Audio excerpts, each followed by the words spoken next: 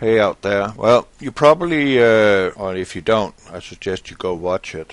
You probably remember the movie The Road, and if you recall how the sky was looking in that movie most of the time. I am in a city called Henrietta in Oklahoma. I'm at a little Shale truck stop, and I'm to pick up a load the next day. And, well, I'm using the restroom, and I'm coming out again, and I notice the sky is bizarre looking, weird color. And this is what I see. It literally looked like someone put a tobacco filter in front of the sun and let the sun shine and give us a horrific looking sunset. I mean, you can see the lines in this. I suggest you go full screen now so you can see it more in detail. And I mean, the sun is right here, obviously, but why is the sky tobacco colored? I have never seen that before. I mean, I've seen weird colors, pinkies, purple, yeah, colors that don't belong in the natural spectrum of what we are supposed to see from the sunlight. So I'm really wondering what is going on here. Right here in this image here, you see right there's actually a hole in the cloud cover, and this is supposed to be bluish, but it appears gray. But there is a hole there, and we got a tiny little strip of a chemtrail right over there. But I mean, it looks like it's raining down, right? You see the lines, and that's one thing I have noticed. That is, in many cases, the chemtrails are kind of like, it looks like it's raining because they're standing vertically in the atmosphere. They're not just laying as a flat carpet, but they're standing down vertically, not horizontally, but vertically. And you see that on this image. And I snap another one, I reckon, and I'm just baffled seeing this color and just wondering, what the heck is that? That's bizarre. And then I decided to take a picture out to the side of this bizarre coloration, and you see there is just a tad of it, of this color, is faded out a little, or a lot. And this is the hue around this area where the sun is. And I take a picture to the other side too. This is to the left of the sun, naturally. And that looks like that. I'm just wondering what's going on here. This is bizarre. I've never seen anything like that. And this is in the direct opposite direction. You can see there's real clouds, but you see this long line of darkness here. This is chemtrails, or what I would call molecular clouds. They are fake. They are not real. And, well, what can I say? Just bizarre. Let's go back to it again.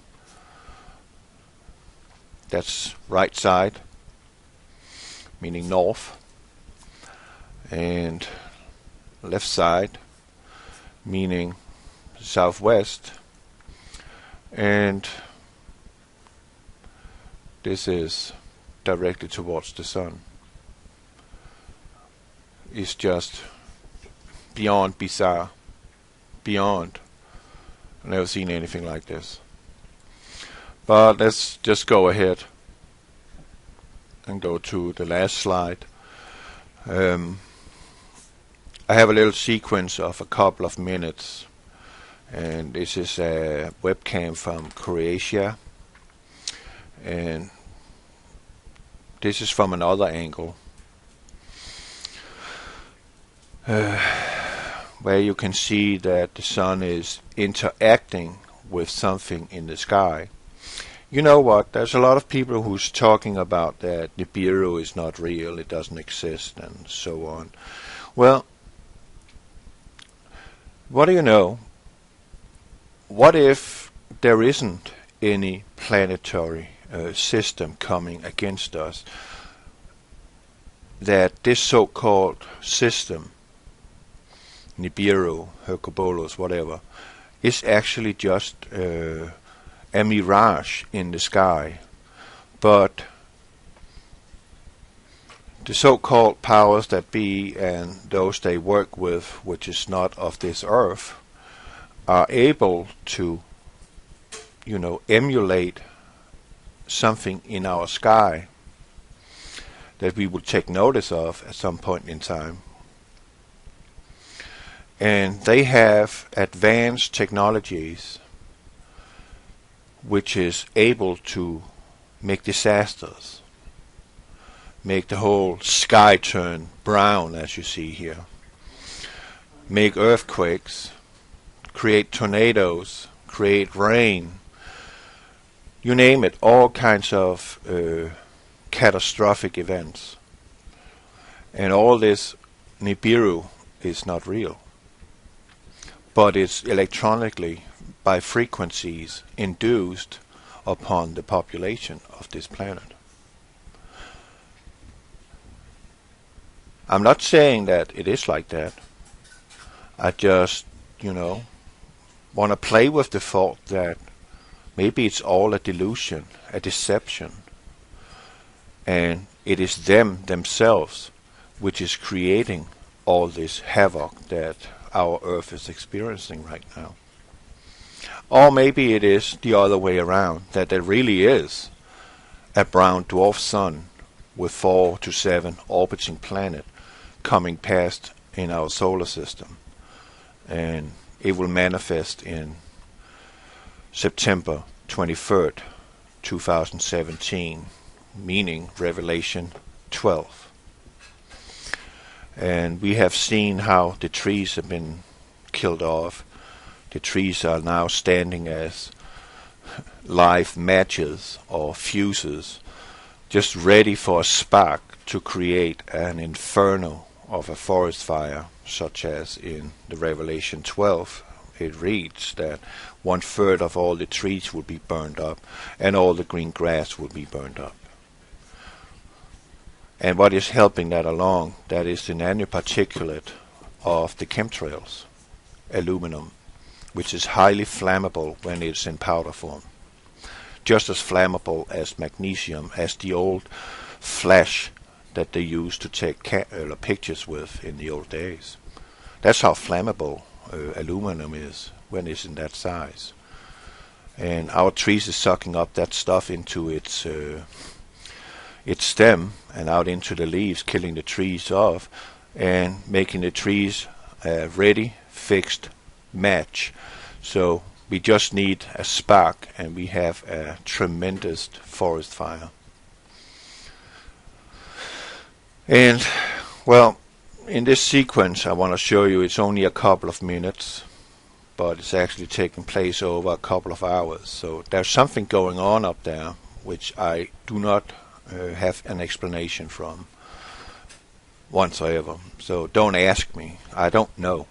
But it looks like there's a plasma discharge between the sun and another object in the sky. And all of a sudden the picture change, the colors change, and we got purplish colors in this, and this is the remaining of the sunset. And next day I'm driving back again towards Texas, towards Hazlet, and you see here we have this canopy cloud. The chemtrails are out in numbers, but this is what I call the canopy.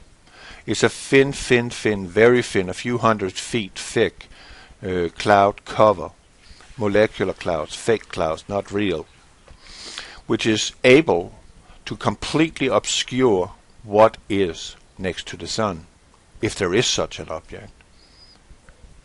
But that's what they're able to do with the cell phone towers and with the frequencies, velocities, and combination with the particulates that they're spraying in our atmosphere. So they are able to blot out, which is in geoengineering terms called solar management, meaning they are preventing the sunlight, the direct sunlight, hitting our planet and helping and aiding the photosynthesis that our green plants, trees and grass are dependent on in order to produce oxygen for us to breathe in. So we have a depletion of oxygen in our atmosphere. We have a vast depletion of it in the winter months because photosynthesis is not really existent.